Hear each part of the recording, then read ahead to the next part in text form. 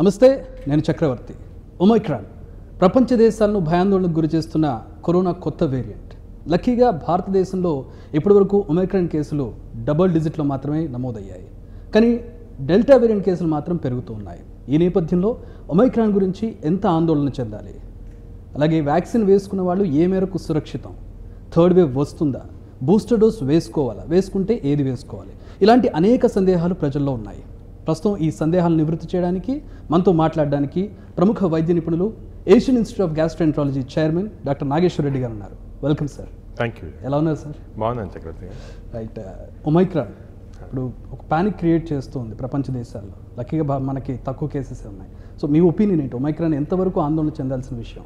ఈ ఒమైక్రాన్ గురించి మనము ఆలోచిస్తే చక్రవర్తి గారు, ఇది యాక్చువల్లీ ఉన్న జబ్బు కన్నా ఎక్కువ కొంచెం హైప్ ఎక్కువ క్రియేట్ అయింది. ఇప్పుడు సౌత్ ఆఫ్రికాలో ఫస్ట్ డిటెక్ట్ చేశారు. యాక్చువల్లీ సౌత్ ఆఫ్రికా బాట్స్వానాలో డిటెక్ట్ చేశారు. దాని తర్వాత సౌత్ ఆఫ్రికాలో 11th ఫస్ట్ డిటెక్ట్ చేసి 24th నవంబర్ వాళ్ళు WHOకి నోటిఫై చేశారు అన్నమాట. ఇదేమంటే ఈ పెక్యులర్ అంటే ఈ వైరస్ది మామూలుగా మనము PCR చేసినప్పుడు 3 యాంటీజెన్లు చూస్తాం అన్నమాట. ఈ 3 యాంటీజెన్ NSE అంటాం. అంటే ఈ NSE 3 యాంటీజెన్లో S అనేది ఒమైక్రాన్లో ఉండదు. సో S యాంటీజెన్ రావటం లేదు కాబట్టి PCRలో వీళ్ళు ఆ పర్టికులర్ వైరస్ని జీనోమిక్ సీక్వెన్సింగ్ పంపిస్తే జీనోమిక్ సీక్వెన్సింగ్లో ఇది ఒమైక్రాన్ అంటే స్పైక్ ప్రోటీన్లో 32 మ్యూటేషన్స్ వచ్చాయి, అంటే జన్యు మార్పులు వచ్చాయన్నమాట. వస్తే దీనికి ఒమైక్రాన్ అంటే గ్రీక్ ఆల్ఫాబెట్స్ ప్రకారం లేబుల్ చేస్తారు కాబట్టి ఇది వేరియంట్ ఆఫ్ కన్సర్న్ అంటారు, WHO వచ్చింది అన్నమాట, లేబుల్ అయింది. ఈ స్పైక్ ప్రోటీన్ ద్వారానే మన బాడీకి ఎంటర్ అవుతుంది వైరస్. ఇంట్లో ఇన్ని మ్యూటేషన్స్ ఉన్నాయి కాబట్టి ఈజీగా ఎంటర్ అవుతుంది. ఇప్పుడు డెల్టాలో 10 మ్యూటేషన్సే ఉన్నాయి, దీంట్లో 32 మ్యూటేషన్స్ ఉన్నాయి. సో డెల్టా కన్నా ఈ డెల్టాకి దీనికి పోటీ జరిగితే ఒమైక్రాన్ మన బాడీలో ఇంకా తొందరగా ఎంటర్ అవుతుంది డెల్టా కన్నా. కానీ దీంట్లో విచిత్రమైన ఏమంటే ఎక్కువ ట్రాన్స్మిసిబిలిటీ ఉన్నా, అంటే మన డెల్టా కన్నా 6 times ట్రాన్స్మిసిబిలిటీ ఉన్నా ఇది యాక్చువల్ ఇన్ఫెక్షన్ వచ్చిన తర్వాత ఎక్కువ లేదు, అంటే చాలా తక్కువ ఇన్ఫెక్షన్ వస్తుంది. చాలా వరకు బాడీ పెయిన్స్, అదేవిధంగా కొంచెం హెడేక్స్, లేకపోతే రన్నింగ్ నోస్ లాగా వచ్చి పోతాం అన్నమాట. నేను మా సౌత్ ఆఫ్రికా డాక్టర్ ఫ్రెండ్స్ చాలా ఉన్నారు, వాళ్ళతో మాట్లాడాను రీసెంట్గా, లాస్ట్ 2-3 days నుంచి మాట్లాడుతున్నాను. వాళ్ళందరూ ఏమంటున్నారంటే వాళ్ళకి వచ్చిన కేసులన్నీ ఒమైక్రాన్లు చాలా తక్కువ ఇంటెన్సిటీ, అంటే జబ్బు అసలు ఉందో లేదో, చాలామంది ఏసిమ్టమాటిక్ కూడా టెస్ట్ చేసుకుంటే పాజిటివ్ ఉందన్నమాట. సో ఇది జబ్బు ట్రాన్స్మిసిబిలిటీ ఎక్కువ ఉన్నా, ఇన్ఫెక్టివిటీ ఎక్కువ ఉన్నా, దీనివల్ల డిజీజ్ ఎక్స్టెంట్ చాలా తక్కువ, ఏదో కొద్దిగా వచ్చి పోతూ ఉంది. ఇప్పుడు సౌత్ ఆఫ్రికాలోనే కాకుండా ఇప్పుడు యూరప్లో కూడా 300 కేసుల పైన రిపోర్ట్ చేశారు. అదేవిధంగా ఇండియాలో కూడా మనకి ఈ రోజు దాకా 21 కేసులు ఉన్నాయి.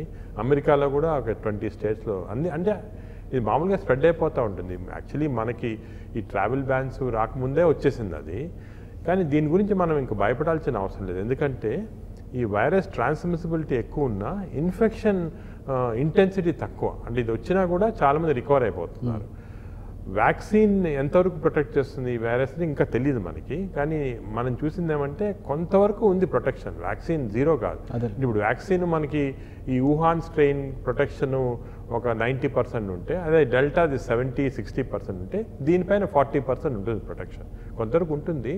కానీ ఈ వ్యాక్సిన్ తీసుకున్న వాళ్ళకి చాలా డెల్టా కూడా చాలా తక్కువలో వస్తుంది వ్యాక్సిన్ తీసుకున్న వాళ్ళకి. వైరస్ ఇంత అంటే మీరు చెప్పినట్లుగా అంత బలహీనపడడానికి కారణాలు ఏంటి? ఇది న్యాచురల్ మెకానిజం. నేచర్లో ఇప్పుడు మీరు చూస్తే 1918లో ఈ స్పానిష్ ఫ్లూ కూడా ఇలాగే జరిగింది. స్పానిష్ ఫ్లూ ఫస్ట్ చాలా తీవ్రతతో వచ్చి స్లోగా దాని ఇంటెన్సిటీ తగ్గిపోయి దాని స్ప్రెడింగ్ అంటే ఎక్కువ స్ప్రెడ్ అవుతుంది, కానీ ఇంటెన్సిటీ తక్కువ ఉంటుంది. ఎందుకంటే ఇప్పుడు నేచర్లో ఈ వైరస్ మామూలుగా సర్వైవ్ కావాలంటే ఇది ఎక్కువ ఇంటెన్సిటీ డిజీజ్ ప్రొడ్యూస్ చేస్తే ఆ పేషెంట్ చనిపోతారు, వైరస్ చనిపోతుంది. వైరస్కి అడ్వాంటేజ్ కాదు ఇది. So virus wants to spread but produce low infection. This is natural evolution in nature అన్నమాట. సో దీన్ని ఒక నేచర్ వ్యాక్సిన్ అనుకోవచ్చు, అంటే నేచర్ ప్రొవైడ్ చేసిన వ్యాక్సిన్ అన్నమాట. సో స్లో ఇంటెన్సిటీ తోటి స్ప్రెడ్ అయితే అందరికి వచ్చేస్తుంది. అప్పుడు ఏమవుతుందంటే మన జలుబు అందరికి వస్తుంది చూడండి, ఇంతకుముందు కామన్ కోల్డ్ జలుబు వచ్చేది అలాగే తయారైపోతుంది. సో హర్డ్ ఇమ్యూనిటీగా తీసుకోవచ్చు, హర్డ్ ఇమ్యూనిటీ వచ్చేస్తుంది దీంతో, నేచర్ వ్యాక్సిన్ తోటి. బట్ లక్లీ ఏమంటే మన ఇండియాలో ఆల్రెడీ 90% వ్యాక్సిన్ తీసుకోకపోయినా 90% పీపుల్కి యాంటీబాడీస్ ఉన్నాయి. కొంతమంది చెప్పేది ఏంటంటే డెల్టా కంటే ఇది అంటే ఎక్కువ స్పీడ్గా స్ప్రెడ్ అవుతూ ఉంది, స్పీడ్గా స్ప్రెడ్ అవుతుంది, కానీ డెల్టా కన్నా తక్కువ ఇంటెన్సిటీ. అంటే జబ్బు తీవ్రత చాలా తక్కువ దీనికి. అసలు ఇంతవరకు దీంతో సీరియస్ డిజీజ్ రావటం కానీ అదే కాకుండా ఇంతవరకు ఇన్ని కేసులు చూసాం కదా, అంటే వింటున్నాం కదా, ఒక్క కేసు కూడా డెత్ కాలేదు, చనిపోవడాలు రాలేదు. కొంతమంది ఏమంటారు ఇంకా ఆగాల, ఇంకొక 2-3 వారాలు చూడాలి, అప్పుడు రావచ్చేమో సీరియస్ కేసులు డెత్ అంటున్నారు. కానీ ఇంతవరకు నేను మా సౌత్ ఆఫ్రికన్ డాక్టర్స్ తో మాట్లాడిన వాళ్ళు చెప్పిన ఎక్స్పీరియన్స్ ప్రకారం మైల్డ్ డిజీజ్ వాళ్ళు 4 వారాలని చూస్తున్నారు ఇప్పుడు. ఇంతవరకు వాళ్ళ దాంట్లో డెత్స్ కానీ ఏం జరగలేదు. ఇప్పుడు 2 డోసులు వ్యాక్సిన్ వేసుకున్న వాళ్ళు ఒమైక్రాన్ నుంచి ఏ మేరకు సమర్థంగా నిలబడగలుగుతారు? నేను అనుకునేది 40% ప్రొటెక్షన్ ఉంటుంది 2 డోసులు తీసుకున్న వాళ్ళకి ఒమైక్రాన్ పైన. అదేవిధంగా బూస్టర్ డోస్ అనేది చాలా ముఖ్యం. ఇప్పుడు బూస్టర్ డోసు ఇప్పుడు అమెరికాలో కానీ, యూకేలో కానీ, ఫ్రాన్స్లో కానీ అన్ని చోట్ల ఆల్మోస్ట్ కంపల్సరీ చేశారు, అందరు తీసుకుంటున్నారు. మన దేశంలో కూడా మేము we are appealing to the government, booster dose మీరు చేయండి, బూస్టర్ షుడ్ బికమ్ నార్మ్. ఎందుకంటే మేము చూసాము, ఇప్పుడు కొన్ని స్టడీస్ చేశాము, ఈ 2వ డోస్ వ్యాక్సిన్ తీసుకున్న తర్వాత 6 నెలల తర్వాత ఏ వ్యాక్సిన్ అన్నా, కోవిషీల్డ్ కానీ, కోవాక్సిన్ కానీ, RNA వ్యాక్సిన్ ఏది తీసుకున్నా కూడా 6 నెలల తర్వాత బాడీలో యాంటీబాడీస్ తగ్గిపోతున్నాయి, antibody levels are becoming low. దానికే ఆ 6 మంత్స్ తర్వాత మళ్ళీ ఇన్ఫెక్షన్ వచ్చే ఛాన్స్ ఉంది. ఇది కాకుండా బూస్టర్ డోస్ చూసుకుంటే మళ్ళీ 6 నెలలు కానీ 1 సంవత్సరం కానీ మన ప్రొటెక్షన్ ఉంటుంది అన్నమాట. దానివల్ల బూస్టర్ డోస్ తీసుకోవటం మంచిది. ఇంకోటి ఏమంటే చాలామంది మమ్మల్ని అడుగుతున్నారు ఏ బూస్టర్ డోస్ తీసుకోవాలా అంటే, సేమ్ వ్యాక్సినే కాదని. సేమ్ వ్యాక్సిన్ తీసుకోవచ్చు, కానీ మేము కొన్ని స్టడీస్ చేసాము. అది కూడా సపోజ్ మీరు ఫస్ట్ టైం కోవిషీల్డ్ తీసుకుంటే సెకండ్ టైం కోవాక్సిన్ తీసుకోవటం బెటర్. అంటే అదర్ వ్యాక్సిన్, మీరు తీసుకున్న వ్యాక్సిన్ కాకుండా 2 డోసులు వేరే వ్యాక్సిన్ తీసుకుంటే బూస్టర్లో మంచిది. చాలా మందికి ఒక అనుమానం ఉంటుంది, అంటే నేను కోవిషీల్డ్ తీసుకున్నాను, కోవాక్సిన్ తీసుకోవచ్చు, లేదా కోవాక్సిన్ తీసుకొని కోవిషీల్డ్ 2 మిక్స్ చేయొచ్చు అనే ఒక అనుమానం. చేస్తే బెటర్, నా ప్రకారం 2 మిక్స్ చేస్తే బెటర్. ఎందుకంటే ఇమ్యూనిటీ 2 దాంట్లో కొంచెం వేరేగా జనరేట్ అవుతుంది. 2 మిక్స్ చేస్తే బూస్టర్లో అప్పుడు మీకు యాంటీబాడీ లెవెల్స్ బాగా పెరుగుతున్నాయి అన్నమాట. సో బూస్టర్ కంపల్సరీగా తీసుకోవాలా, మిక్స్ చేసి తీసుకుంటే బెటర్ నా ప్రకారం. ఇది గవర్నమెంట్ ఇంతవరకు అఫీషియల్ చేయలేదు, ఇండియన్ గవర్నమెంట్. అంటే మేము బూస్టర్ ఇవ్వడానికి మాకు పర్మిషన్ లేదు ఇప్పుడు. So government has to make it official. ఇప్పుడు దానికి ఒక బాడీ డిస్కస్ చేస్తాను, government body. Hopefully positive result వస్తుంది. ఇప్పుడు ఇంకా అప్రాక్సిమేట్లీ 50% ఇంకా సెకండ్ డోసే తీసుకోలేదు. సో మీరు బూస్టర్ డోస్ అంటున్నారు, ఇన్ఫ్రాస్ట్రక్చర్ పరంగా కానీ, వ్యాక్సిన్ పరంగా కానీ మనకి అది ఉందా, వీలవుతుంది? చక్రవర్తి గారు చాలా మంచి ఆర్గ్యుమెంట్. గవర్నమెంట్ కూడా ఏం ఆర్గ్యూ చేస్తున్నారంటే, మనకి బూస్టర్ ఇంకా సెకండ్ డోస్ 50% కాలేదు కదా, ఇప్పుడే బూస్టర్ లాగా ఓపెన్ చేయటం అని. కానీ మీరు అన్ని దేశాలు చూస్తే, ఇప్పుడు అమెరికాలో కానీ, యూకేలో అన్ని దాంట్లో కూడా సెకండ్ డోస్ కంప్లీట్ కాలేదు, కానీ booster they open up.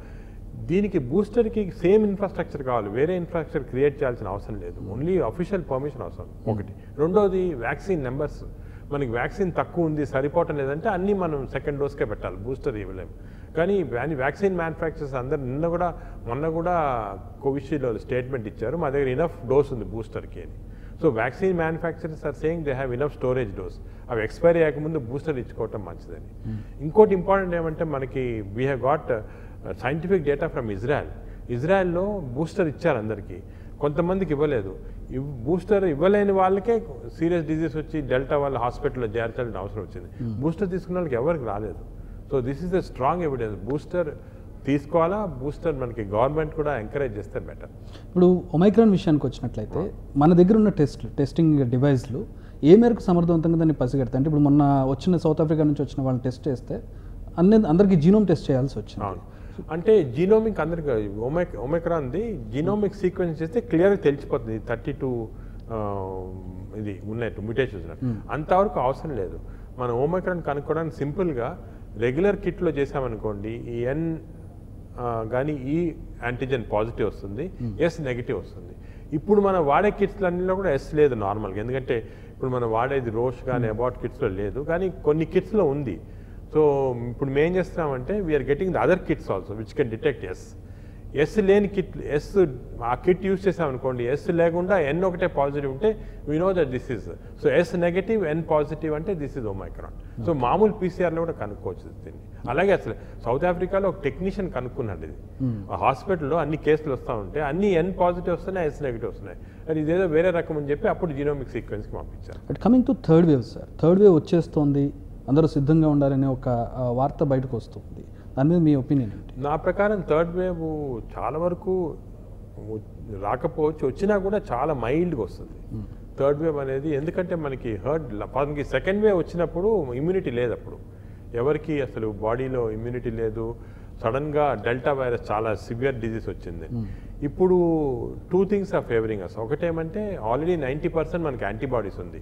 So third wave వచ్చినా సీరియస్గా వచ్చి హాస్పిటల్లో చేరాల్సిన అంత ఇది రాదు. కొంతమంది ఎఫెక్ట్ కావచ్చు. అంటే థర్డ్ వేవ్ని ఎలా గుర్తుపడతాము? ఉన్న నెంబర్స్ అన్నా కొంచెం ఇంక్రీజ్ అవుతాయి. రోజుకి 100 కేసులు ఉంటే మేబీ 300-400 రావచ్చు. అది థర్డ్ వేవ్ అని అనుకోవాలి. వాళ్ళు హాస్పిటల్లో చేరటం కానీ అలా జరగదు.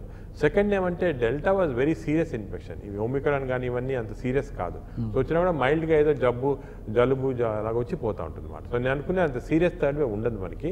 దాని గురించి భయపడకూడదు మనం.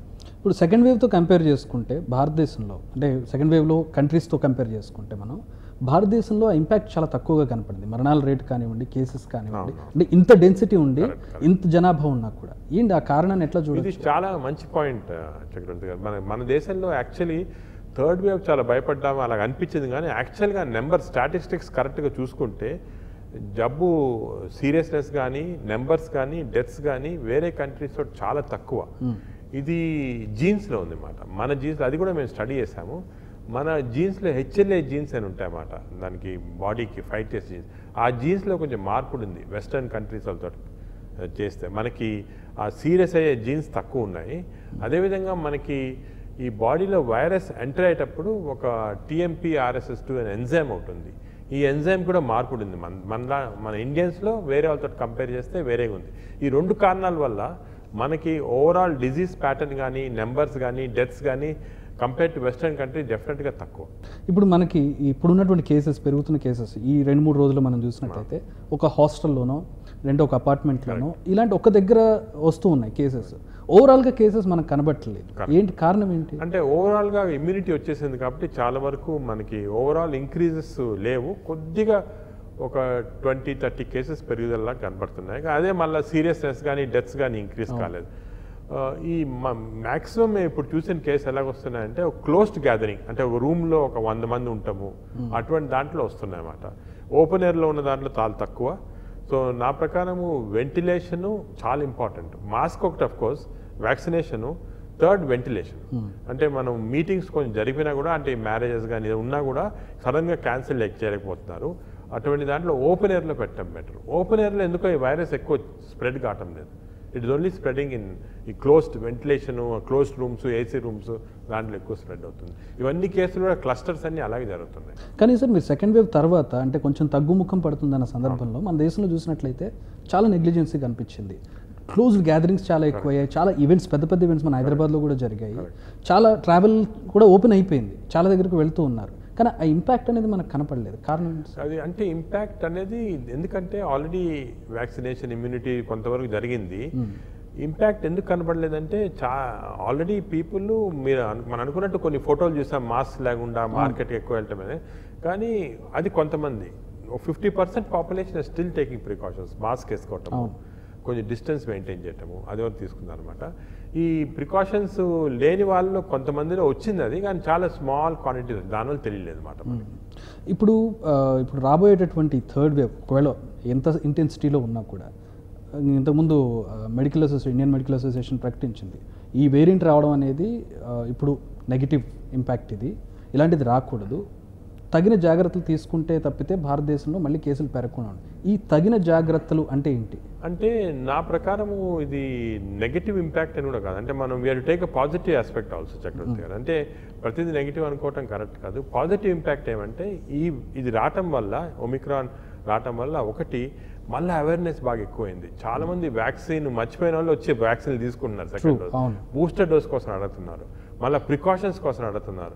సడన్గా ఈ పెద్ద పెద్ద గ్యాదరింగ్స్ అన్ని క్యాన్సిల్ అయిపోయి చిన్న చిన్న గ్యాదరింగ్స్ ఓపెన్ ఎయిర్లో జరగడం ఇవన్నీ, అంటే all this precautions are coming to place.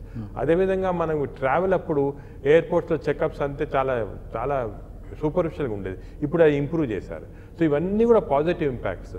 Plus ఇది సీరియస్ వైరస్ కాదు, చాలా మైల్డ్ వైరస్. ఇవన్నీ తీసుకుంటే మనకు ఒక విధంగా పాజిటివ్ అనుకోవచ్చు అన్నమాట, నెగిటివ్ కాదు. కానీ మన IMA గారు చెప్పినట్టు డెఫినెట్గా వీ హ్యావ్ టు స్టిల్ నేను అనుకునేది 2-3 నెలలు, మార్చి దాకా మనం ప్రికాషన్స్ తీసుకోవాలి. మాస్క్ చాలా ఇంపార్టెంట్. మీకు ఏ వేరియంట్ వచ్చినా కూడా మాస్క్ వల్ల ప్రివెంట్ అవుతుంది. అదేవిధంగా కొంచెం డిస్టెన్స్ మెయింటైన్ చేయటము, వెంటిలేషన్ ఉంటాము, వ్యాక్సిన్ తీసుకోవడం. అందరూ వ్యాక్సిన్ కంపల్సరీ. వ్యాక్సిన్ మీరు సెకండ్ డోస్ తీసుకున్న వాళ్ళు తప్పకుండా వచ్చి సెకండ్ డోస్ తీసుకోవాలా.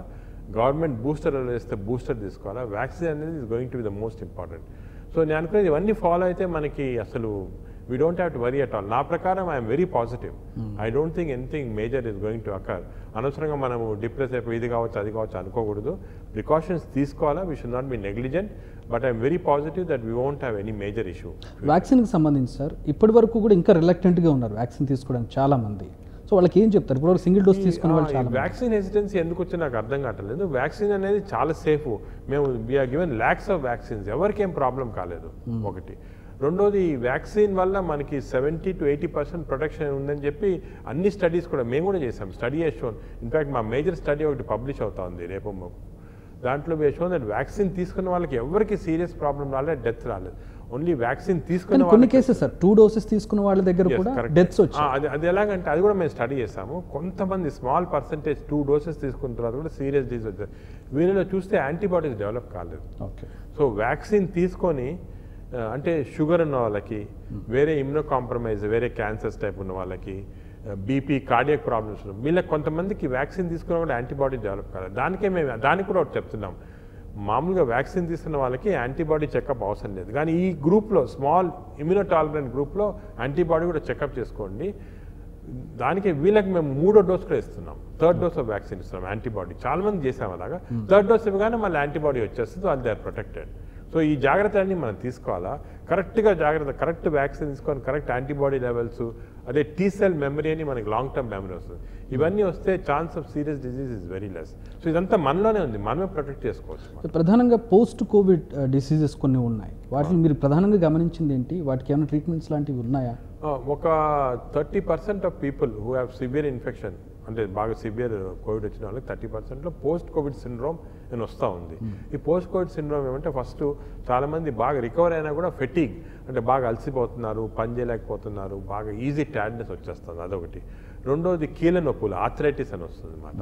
అలాగే థైరాయిడ్ ప్రాబ్లమ్స్ వస్తూ ఉంది కొంతమందికి బీపీ వస్తుంది, కొంతమందికి కార్డియాక్ ప్రాబ్లం వస్తుంది, కొంతమందికి స్ట్రోక్స్ వస్తున్నాయి, అంటే పెరాలసిస్ లాగా వస్తుంది. ఇవన్నీ ఎందుకు వస్తున్నాయంటే ఈ కోవిడ్ వైరస్ అనేది మన బాడీలో ఆటో యాంటీబాడీస్, అంటే మన బాడీలో యాంటీబాడీస్ తయారు చేస్తుంది.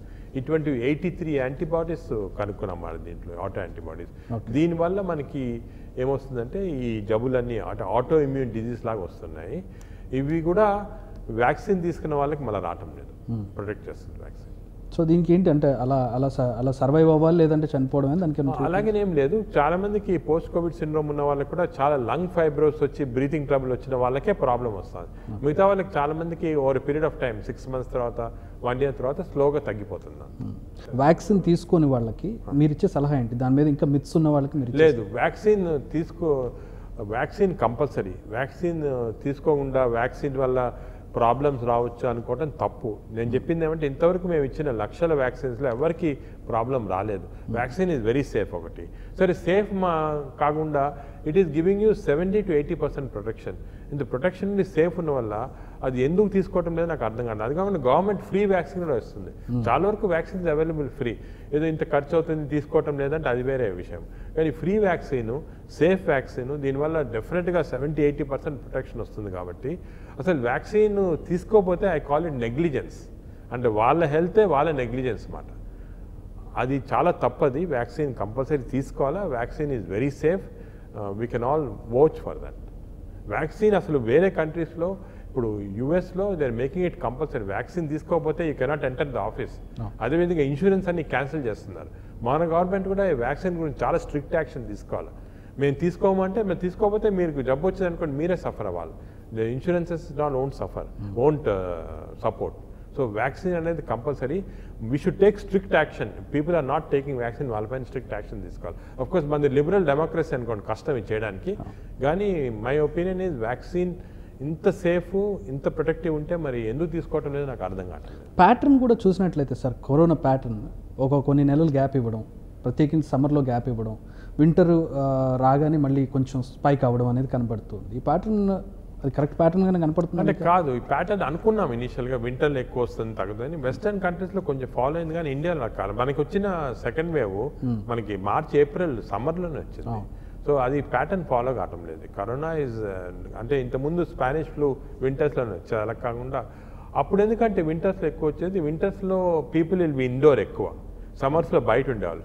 ఇప్పుడు అదేం లేదు, సమ్మర్స్లో కూడా ఎయిర్ కండిషనింగ్ వాళ్ళు లోపల ఇండోరే ఉంటున్నారు, ఆల్ ద కాంగ్రిగేషన్స్ ఆర్ అక్కడికి ఇండోర్. సో ఆ ప్యాటర్న్ చేంజ్ అయిపోయింది. సో ఫైనల్గా ఏం చెప్తారు అంటే ఒమిక్రాన్ వేరియంట్ గురించి కావచ్చు, రాబోయే థర్డ్ వేవ్ అనుకునే దాని గురించి కావచ్చు? నేను చెప్పేది ఏమంటే దీని గురించి మా ఇన్స్టిట్యూట్లో కానీ మేము కానీ చాలా రీసెర్చ్ చేసాము, చాలా ఎక్స్పీరియన్స్ తెచ్చుకున్నాము.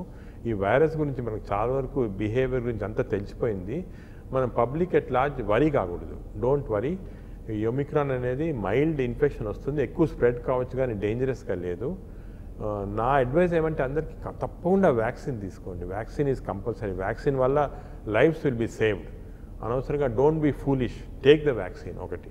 రెండోది, ఇంకొక 2-3 నెలలు వ్యాక్సిన్ తీసుకున్నా కూడా మీరు కొంచెం జాగ్రత్తగా ఉండాలి. మాస్క్ ఒకటి వేసుకోవడం చాలా ముఖ్యం. క్రౌడెడ్ ప్లేసెస్లో మాస్క్ వేసుకోండి.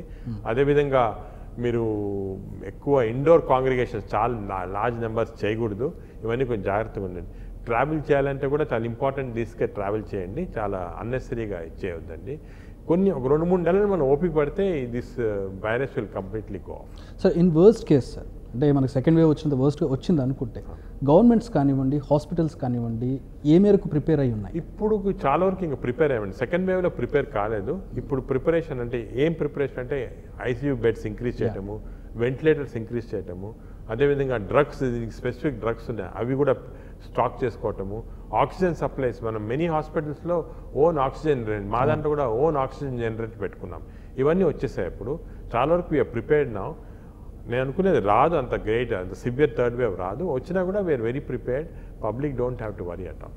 Thank you very much Nageswara Reddy garu. చాలా వాల్యుబుల్ ఇన్ఫర్మేషన్ ఈ సమయంలో మీరు ఇచ్చింది. Thank you very much. Thanks for your time. Thank you.